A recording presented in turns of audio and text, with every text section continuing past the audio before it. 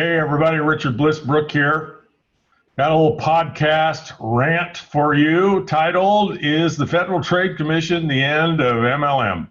And I know some people think the regulatory environment of 2020, along with everything else that's happening in 2020, is going to be the demise of our profession. And I want to give you a little history and perspective on the demise of our profession. So the FTC has been around for a long time. TINA, Truth in Advertising, has been around for a long time, and network marketing has been around for a long time. And if you look at the history over the last 70 years of network marketing, what you see is consistent growth. Consistent growth in the number of companies that choose this business model, consistent growth in our overall global sales and US sales, consistent growth in the number of people that choose to participate in this model. And all the while, regulatory environment is there, TINA is there, the Federal Trade Commission is there, the FDA is there, the SPCA is there, the EPA is there. Everybody's watching over what we do. And so we think perhaps that 2020 is the most stringent regulatory environment that's ever happened in network marketing, but I'm here to tell you with some history that that's not the case. It may seem like the case, but it's not the case. In fact, from my perspective, doing this for 44 years now full time, the regulatory environment for network marketing is actually more lenient and more tolerant today than it was 10 years ago, 20 years ago, 30 years ago, and especially 40 years ago. Now, in a particular year, it may seem like the regulatory environment is being unreasonable, and perhaps in a particular year, it may be unreasonable. But when you look at the overall span of the history of our profession, the regulatory environment today is much more fair, much more accurate, much less capricious than it was 40 years ago. 40 years ago, folks, the regulatory environment would shut companies down just because of who was involved. Didn't have to have any laws being broken. They would just shut companies down because they didn't like them. And that got better 30 years ago, and that kind of went away maybe 35, 25, 30 years ago. And it's not even the case today. The case today is companies get shut down or threaten to shut down when they demonstrate a culture, a systemic culture of fraud. The Federal Trade Commission, for example, has a mandate. It has a government mandate, and its mandate is to protect consumers from fraud. And of course, the FTC has its own interpretation of what fraud is, and it might be a little bit different than ours. So, for example, here's the challenge that we have. We have our truth, which we're deeply convicted in. The FTC and other regulatory bodies have their truth. And unfortunately, the media mirrors the regulatory body's truth. And then you have the actual truth, right? There's always three sides to a story. And of course, we have our side, which is network marketing is the most amazing profession on the planet, and everyone should do it, and it's changed my life, and it's so wonderful, and all of that. And then, of course, we have our particular product, which has changed our life, and it's a modern miracle, and everyone should take it, and it cures everything, right?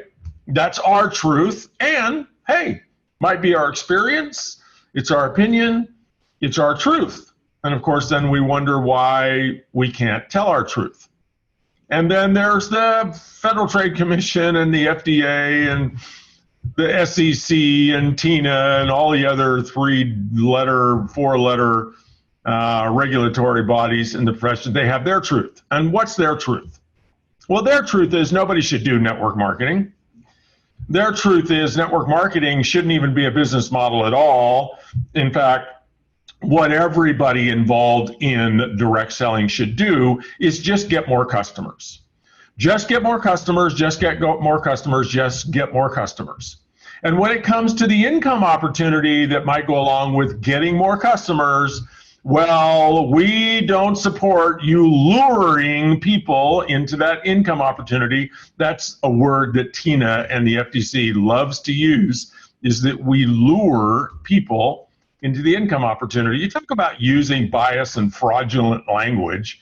They do the same thing, right? Why? Because they're trying to sell their truth on the public. We sell our truth, they sell their truth. And their truth is that there shouldn't be any recruiting, there shouldn't be any geometric growth of the sales force or exponential growth. There shouldn't be any four who get four, who get four, who get four. There should only be you go get 4 customers and then go get 4 customers and 4 more customers and 4 more customers. In other words, their truth is there's no such thing as network marketing. There's only direct selling. And the only opportunity is for you to go get customers and get more customers. Of course, our truth is, well, wait a minute. Actually, the way we get the most number of customers is by recruiting people to become dynamic sales leaders, right? So every billion-dollar company got that way because they offered an opportunity, a financial opportunity. Oh, I'm sorry for saying that word. Financial opportunity for somebody to put forth the effort and the talent and the skill to go build a huge sales organization. And it's just part of what the FTC and other regulatory bodies refuse to accept and understand about our profession, is the way we get the most number of customers is to recruit people into our financial opportunity. Now let's talk about opportunity for a second. The word opportunity. I don't know anybody in network marketing today, maybe 40 or 50 years ago, but not today. Nobody's running around recruiting people into their financial guarantee. Nobody's running around recruiting people with, hey, if you get 4 who get 4 who get 4 who get 4 and everybody does $100 a month, your salary from the network marketing company will be XYZ. No, all we ever talk about is opportunity. And what is the definition of opportunity? I don't know, look it up, right? It's not salary and it's not guaranteed. It's like the only reason some people succeed in an opportunity is because some people fail. And most people fail in an opportunity. It's by definition. Most people fail, some people succeed. The reason there's an opportunity for some people to do really well is most people won't do what the some people do. Now that's all FTC's truth and our truth, but here's another truth, right? The third truth is, well, there's your side, there's my side, and then there's the truth. Well, here's a truth about network marketing that we all got to get our heads around and we have to accept and we have to be transparent about. And that is that if 100 people raise their hand in any network marketing company and say, hey, I want to make some money doing this, I want to make a lot of money doing this, and then you track those 100 people over the next 4 years, how many of them are making a lot of money? What's the answer to that question? If you put 100 people into any given network marketing company that want to make a lot of money, well, what's a lot of money? Everybody has a different definition of that. You know, maybe it's $2,000 a month, maybe it's 20 grand a month. Who knows, right? But if you track 100 people who want to make a lot of money and you track them over 4 years, how many of the 100 are making a lot of money? What's the answer to that? You and I need to know the answer to that because it's actually the truth. And it's one of the despicable, negative truths about network marketing. How many people are making a lot of money out of 100? None would be the answer. Maybe one. Maybe one. Now, one of the ways you could look at your own metrics is you could say, okay, well, how long have you been building your company? How many people have you personally enrolled? How many people have you personally enrolled that have been doing this for 4 or 5 years? And how many of them are making a lot of money, whatever a lot of money might be?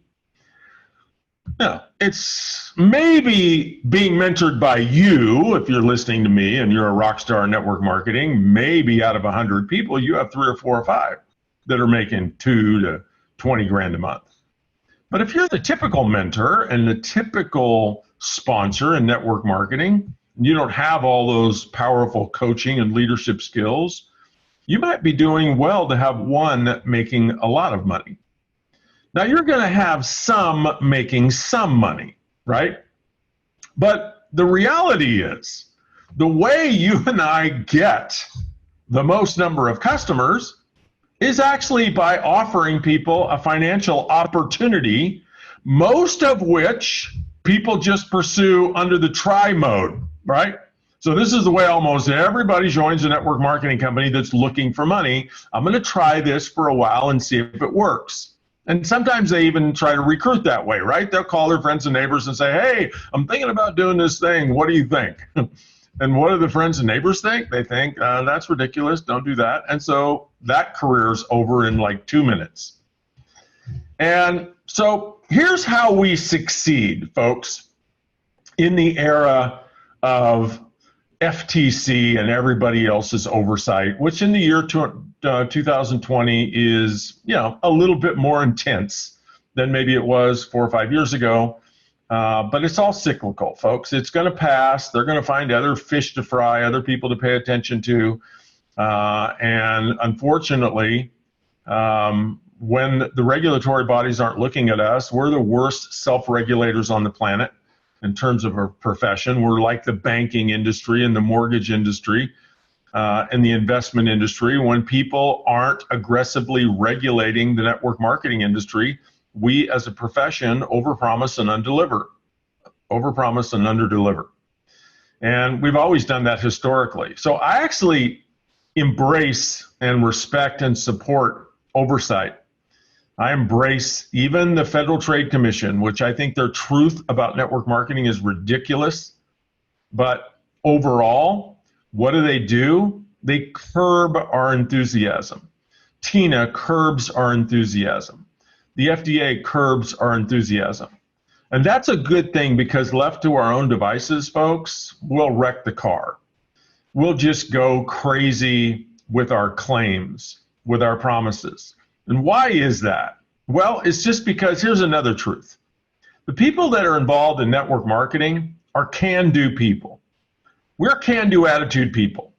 We're the kind of people that if our daughter, at the age of 5 or 6 or 7 says, Mommy and Daddy, I want to be an Olympic figure skater or tennis player. I want to win a gold medal. I want to be the best in the world. We're of the character and personality that we're going to encourage them, right? We're going to say, honey, you can do whatever you want to do. Honey, you can do that. Like, hey, we'll hire you a coach, right? We'll invest money. But we're not the kind of people that perhaps end up in a career with the FTC or end up in a career with TINA or the FDA as, career lawyers that don't really make lawyer money. Where we're not going to say, well, honey, that's nice, but do you know what the odds are of you actually becoming an Olympic physician? Let's Google the odds. What percentage of little girls who have the dream of being a figure skater actually become a gold medal Olympic figure skater? Well, the answer, honey, I'm sorry to tell you, the typical figure skater dream happens for 0.0000001% of the population. You don't have a prayer. Forget about it. We're going to end up investing money as a family. We're going to invest time. We're going to end up losing all of that money, and our life's going to be ruined because you have this dream of being a figure skater. We're not those kind of parents. And I'm actually not suggesting that FTC lawyers and FDA lawyers and TINA owners are those kind of parents either. But they seem to have forgot that parenting skill when it comes to entrepreneurism, because those of us involved in network marketing, we're all about the American dream. And the American dream is people die for it every day. This is Thursday, July 30th, 2020, and it's about 10 o'clock in the morning Hawaii time, and I promise you, since midnight last night, people have died. Today, people have died trying to get in this country. Little girls have died, little boys have died, parents have died, single men, single women, young, old, grandparents have died trying to get in this country from some border somewhere in the world. Long journey for some of them. One fence line or river for others. But they still die. And why do they want to get here? Because this is the land of opportunity. This is the land where you have an opportunity to succeed or fail. And people want that. Consumers want that. And they want it so bad that they can be taken advantage of at times. And that's where, folks, we need to learn to curb our enthusiasm and be more transparent and more honest in our marketing. And to the degree that we will come together and meet in the middle with the regulatory bodies, maybe they'll learn to accept how network marketing actually works, that the way we get the most customers is by recruiting the most sales leaders, and sales leaders don't want to be sales leaders unless you can promise them a pretty substantial financial opportunity, which means we also sell money, income, financial freedom, wealth. Hey, you may not like it, but we do it. That's what we do. That's how we get sales leaders. And sales leaders bring us more customers. You know, 20 or 30 or 40 years ago, folks, you actually got paid. You could get paid for recruiting. And then that became illegal. And the only way we get paid today is repeat customers. The question is, how can you get the most customers? Right? And I know companies that have 2 million repeat customers every month. 1 million repeat customers, 500,000 repeat customers. I know sales leaders that have hundreds of thousands of repeat customers every month. That's a lot of customers, right? How do you do that? You do that like you going out and just getting customers, or you do that by building an enormous sales team of people that get customers? So someday we're going to meet in the middle where the regulatory bodies understand and accept what network marketing is. And the only way that's going to happen, folks, is we got to meet them in the middle, which means we got to be a little more transparent. Let's talk about some ways you can do that very briefly. So one, let's talk about product claims. What we're famous for in network marketing is taking our own personal experience. True or not, we believe it, right? And so I guess that makes it true for us, right? True or not, we believe the product we took did some amazing thing for us. And so what we want to do, what we feel it is our right to do, is tell other people that story and infer, or just blatantly make the claim, that because the product did it for us, it's going to do it for them. And we feel like we have that right. And I get that, right? Freedom of speech and all of that. But there are laws, actual laws, that prevent us from doing that. And if you don't like the laws, I don't know, vote for new people to change the laws. But the laws are that you take, for example, a nutritional product. You and I cannot claim, we can't even infer, we can't even have the name of our nutritional products in the same sentence or the same social media post as some disease that we want to tell people it might cure or prevent. We can't do it. It's against the law. I get you might think it's okay and you might think you have the right to do it, and that's how you get the most sales is to do it, but it's against the law. Like, you know, you might like to drive 90 miles an hour in a 55 or a 25 school zone, but it's against the law, right? So like it or not, we have to recognize that. Some things are against the law. And so if you want the regulatory bodies to respect and admire our profession, we got to meet them in the middle, which means we got to quit making illegal product claims. Whether you think it's true or not doesn't matter, right? So how do you do that? You know, how do you market that? I mean, some people would look at the current FTC regulations and say, well, the only way that I can honestly and transparently promote my product and business is, first of all, I need to sell a product that doesn't do anything. I just need to sell a crap product that does absolutely nothing, because if I sell a product that does something, I can't talk about it. And don't even let me do a Facebook Live where somebody can see my car if it happens to be a nice car.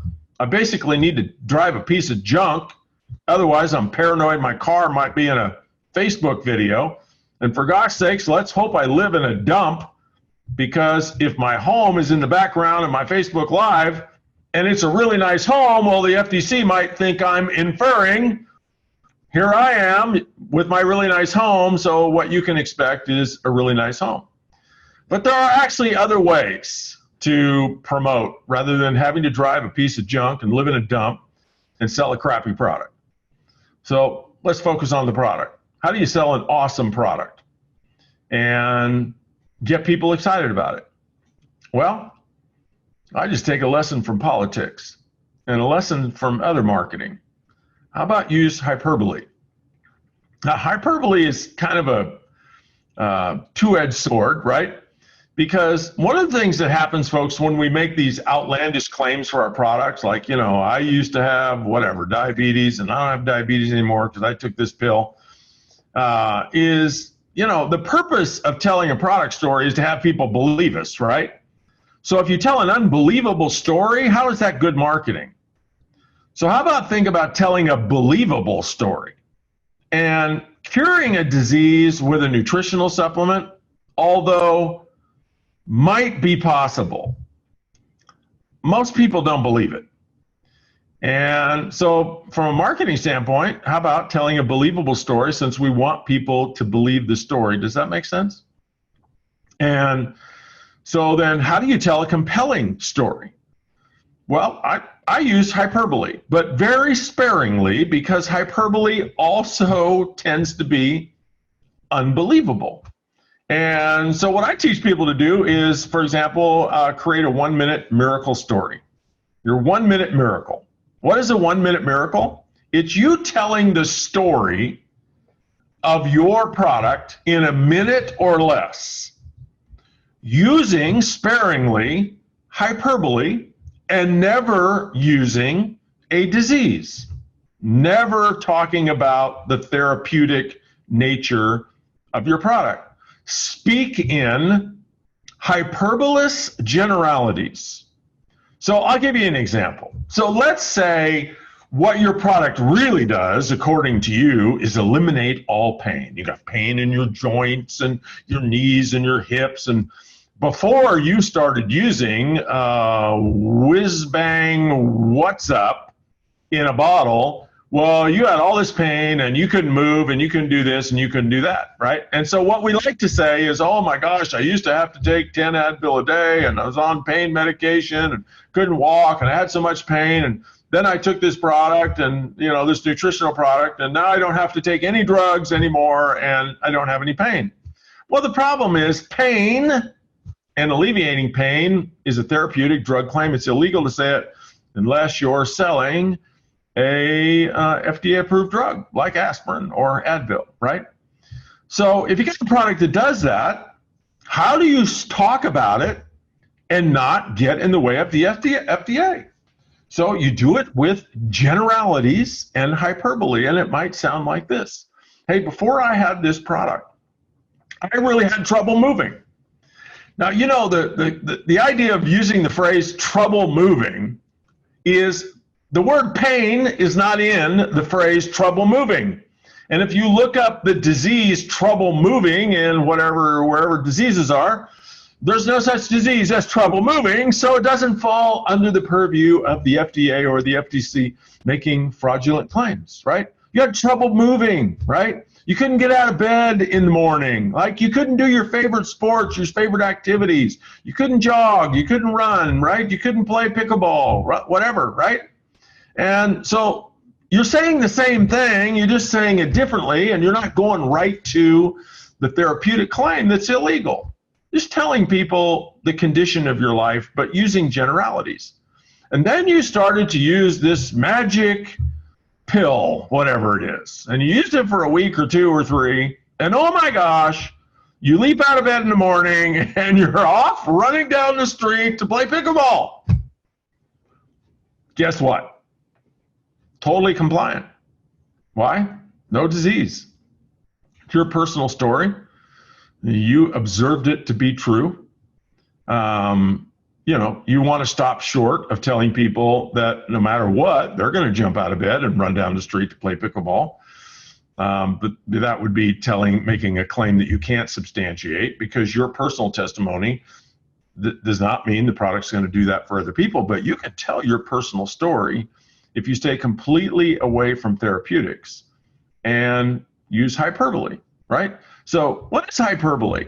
Well, I don't know. It's these words that kind of get people's attention, but they don't really mean anything other than sensational, right? So the name of this concept is your 1 minute miracle. It's your 1 minute story about what the product did for you. And why do I call it the 1 minute miracle? Because miracle is hyperbole. It's a miracle that you can jump out of bed and run down the street to play pickleball, right? So the cool thing is miracles are not diseases, and they're not drugs, and they don't fall under the purview of the FDA. So you can call your story the 1 minute miracle. You can. It's your story, right? So here's what we need to do, folks. Anytime there's great adversity, it's an opportunity for us to get better. Jim Rohn said it best, don't wish for things to be easier, wish for us to get better.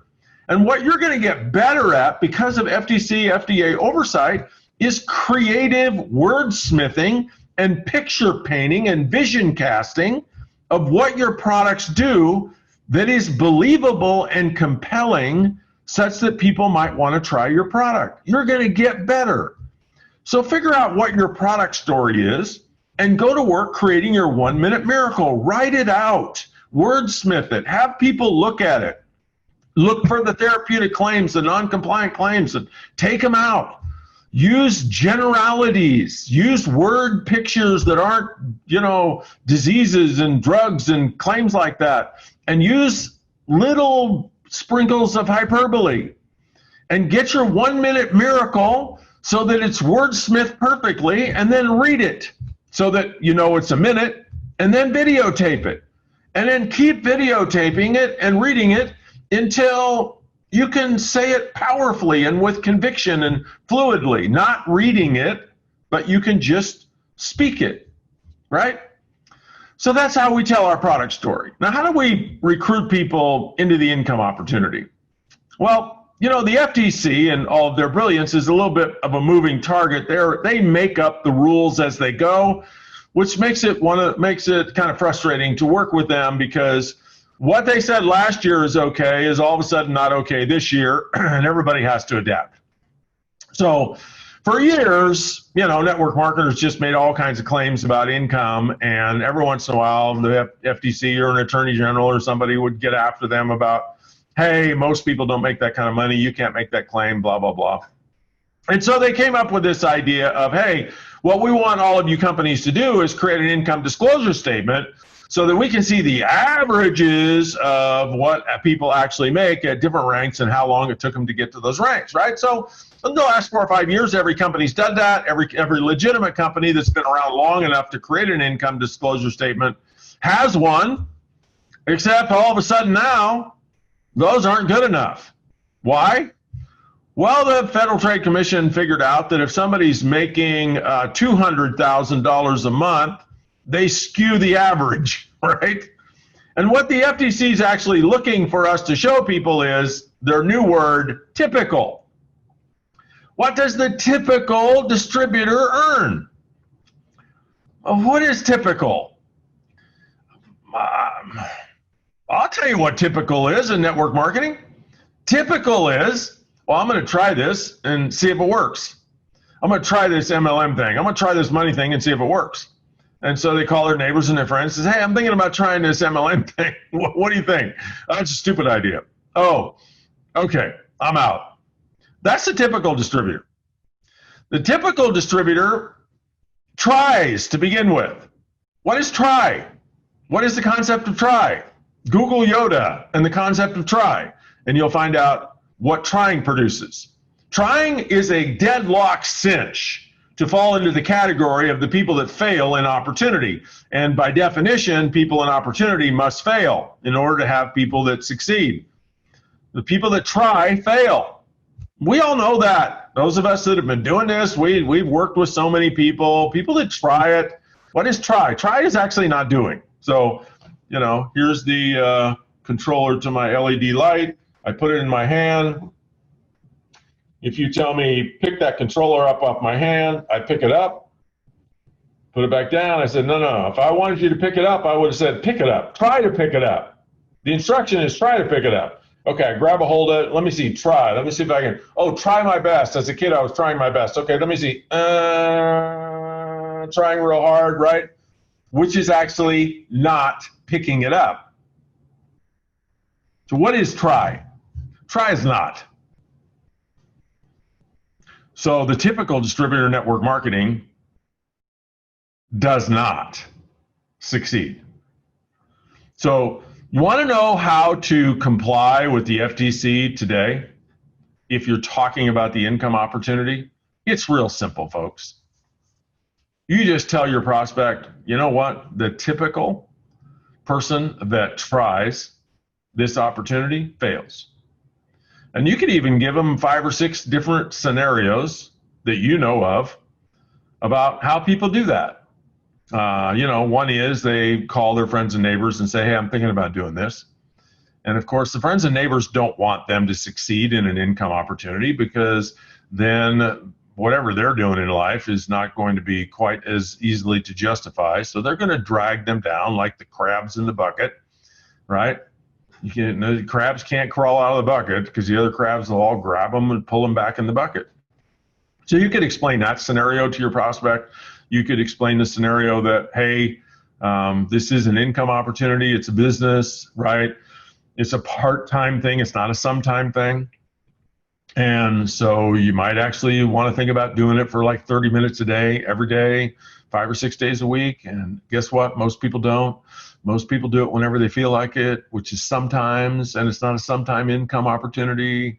That's another reason typically people fail. And so if you just painted the picture for prospects of what the typical distributor does and how they fail, you can even show people the income disclosure statement, which I love to do. Here's the income disclosure statement. How much money do you want to earn? Oh, I want to earn $5,000 a month. Okay, here's the income disclosure statement.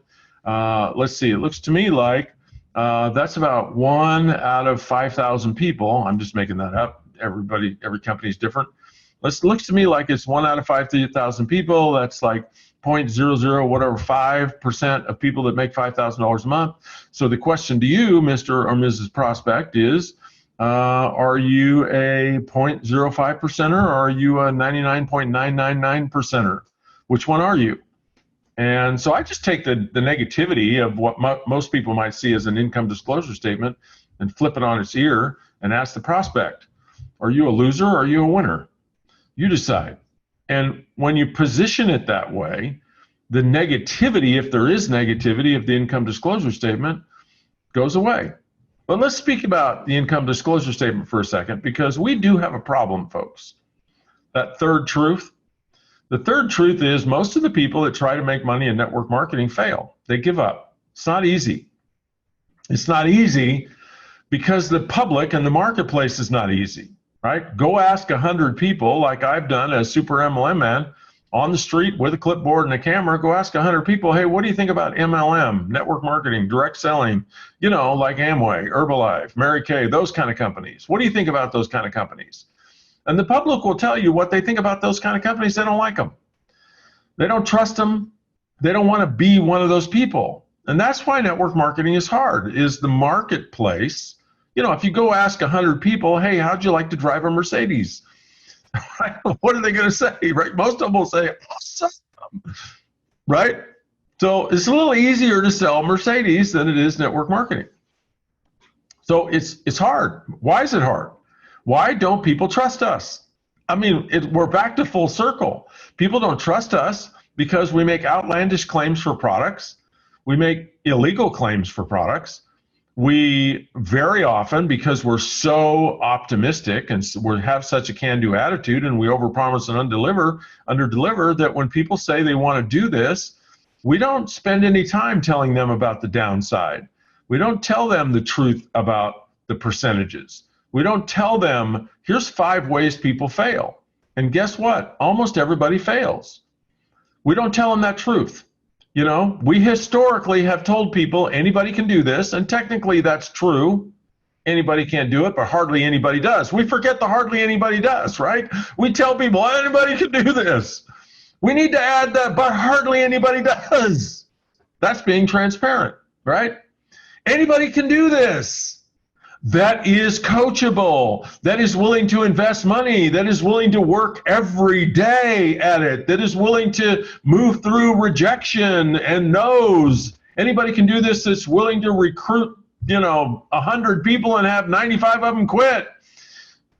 Anybody can do it who's willing to do all of those things. See, we've left off the Paul Harvey's rest of the story. I know I dated myself. You got to be pretty old to know who Paul Harvey is. And if we'd put in the rest of the story for the last 70 years, folks, people would trust us. And I'll tell you the one last thing we can do, which is a mission of mine to teach people to do all throughout network marketing that can change the way the public sees our profession, and that is we can quit telling people what they should do. How does it feel to you when somebody tells you you should buy this product, you should use this product, you should quit using what you're using now and use this product? How does that feel to you? It doesn't feel good to me. It doesn't feel good to me if somebody tells me I should earn more money. It doesn't feel good to me if somebody tells me I should pursue an income opportunity. It doesn't feel good to me if somebody tells me I should live in a nicer home, drive a nicer car, take nicer vacations. It's not that I may not want to do those things. Maybe I do. Maybe they're important to me. Maybe they're not.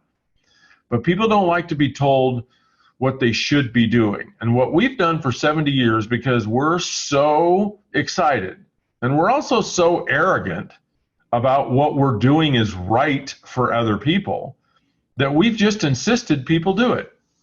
Instead of, how about we ask them some questions about them and their life, and we actually listen to the answers, and then we ask them some more questions and we listen to the answers, and we have enough, most of us have enough experience in this business to listen to the answers and know, you know what, this person's actually a good candidate for this business, or they're not.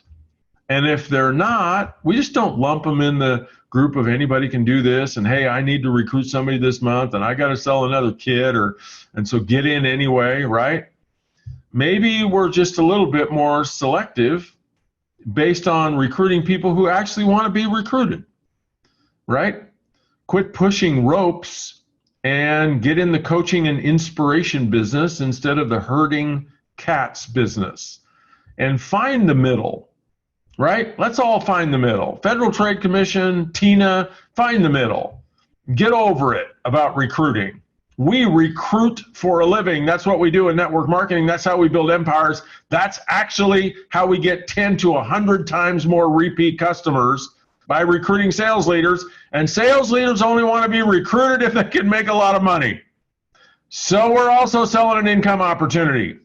And I'm happy to tell anybody I'm selling it to, anybody can do it. Hardly anybody does. The odds are stacked way against you. Don't even think about it if your approach is trying. I'm happy to tell somebody that. And I need you to get happy with the way network marketing works. Is everyone gets to build a sales team if they want to. Everyone gets to build a sales team from day one, which creates exponential growth of the sales team.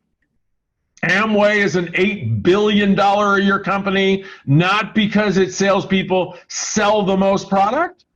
They're an $8 billion a year sales company selling $8 billion worth of product because they got 2 or 3 or 4 million distributors around the world. That's why. And that business model, folks, is totally legal. Recruiting is not illegal. The idea that everybody can build a sales team from day one is not illegal. Geometric growth of the sales team is not illegal. Exponential growth is not illegal. Compounding is not illegal. And we're going to do it. And we're going to keep doing it. And we're happy, if we have to live in a dump and drive a POS if we have to. Because for most of us, that's not why we're doing this. We're doing this because we love helping people. We love the community. We love our products. We love the adventure. We love the challenge of doing something that hardly anybody can do. And the thrill of victory, folks, is when we help somebody else cross that bridge to a better financial future and a better personal health future.